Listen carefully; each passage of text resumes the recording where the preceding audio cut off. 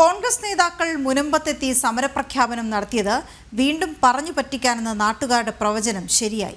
മുസ്ലിം league നേതാക്കളും വിവിധ മുസ്ലിം സംഘടനകളും പ്രതിപക്ഷ നേതാവിനെ തള്ളി രംഗത്തെത്തിയതോടെ സമരമെന്ന വാക്കുപോലും കോൺഗ്രസ് നേതാക്കളിൽ നിന്ന് ഉണ്ടാകുന്നില്ല. ജുഡീഷ്യൽ അന്വേഷണം 1 മാസത്തിനകം പൂർത്തിയാക്കണമെന്നാവശ്യപ്പെട്ട് പ്രക്ഷോഭം തുടങ്ങുമെന്ന വി.ഡി. സതീശന്റെ പ്രഖ്യാപനം വന്ന് 10 ദിവസം പിന്നിടുമ്പോഴും സമര തീയതി പോലും പ്രഖ്യാപിച്ചിട്ടുമില്ല.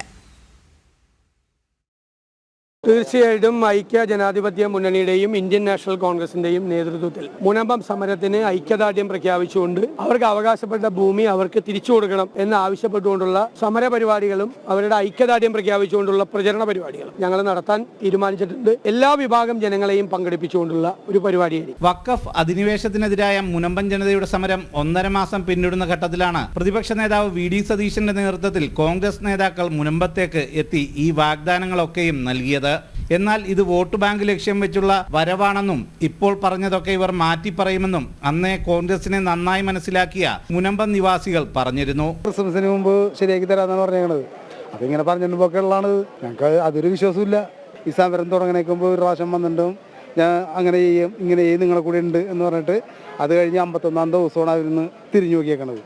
അപ്പൊ ഇതിനകത്തൊക്കെ ഞങ്ങൾ എന്ത് വിശ്വസിക്കും ഇവരെ പറ്റി? മുനമ്പം വിഷയത്തിൽ ആരംഭിക്കുന്ന പ്രക്ഷോഭത്തിൽ ഉന്നയിക്കുന്ന ആവശ്യം 1 മാസത്തിനുള്ളിൽ ജുഡീഷ്യൽ അന്വേഷണം പൂർത്തിയാക്കണം എന്നതായിരുന്നു. എന്നാൽ സമരപ്രഖ്യാപനം നടത്തി 10 ദിവസം പിന്നിടുമ്പോഴും സമരം വാക്കുകളിൽ ഒതുങ്ങുകയാണ്. മുസ്ലിം ലീഗ് നേതാക്കളെ അടക്കം പങ്കെടുപ്പിച്ച് സംസ്ഥാനതല ഉദ്ഘാടനം കൊച്ചിയിൽ ഉണ്ടാകുമെന്ന് പ്രഖ്യാപിച്ചതിന് പിന്നാലെ ലീഗ് നേതാക്കൾ പ്രതിപക്ഷ നേതാവിനെ തള്ളി അവരുടെ നിലപാടുമായി രംഗത്ത് വന്നിരുന്നു. ഇതോടെ സമരം നടക്കില്ലെന്ന് ഉറപ്പായി. ഒപ്പം മുനമ്പം ജനതയ്ക്ക് മുന്നിൽ അന്ന് വി.ഡി. സതീശൻ പറഞ്ഞ ഈ വാക്കുകൾ കള്ളമെന്നും വ്യക്തമാവുകയാണ്.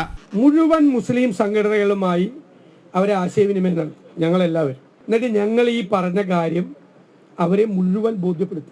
പാണക്കാട് സാദിഖ് അലി ശിഹാബ് തങ്ങൾ കോഴിക്കോട് മുസ്ലിം സംഘടനകളുടെ യോഗം വിളിച്ചുകൂട്ടി നിങ്ങളുടെ ഈ ആവശ്യത്തിന് കേരളത്തിലെ മുഴുവൻ മുസ്ലിം സംഘടനകളും പിന്തുണ നൽകി.